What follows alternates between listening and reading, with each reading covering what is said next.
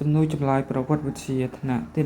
12សំណួរទី1នៅក្រោយសង្គ្រាមលោកលើកទី2តើប្រទេសឆេកូស្លូវ៉ាគីប្រកាន់នយោបាយបែបណា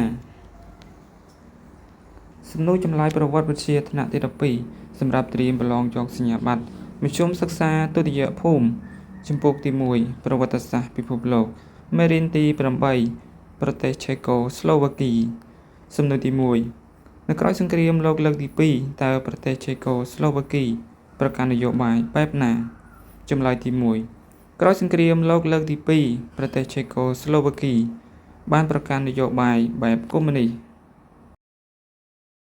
ជាចុងក្រោយសូមអ្នកទាំងអស់គ្នាកុំភ្លេចជួយចុច Subscribe Channel YouTube របស់ខ្ញុំឲ្យបានគ្រប់គ្នាដើម្បីទទួលបានវីដេអូចែករំលែកអំពី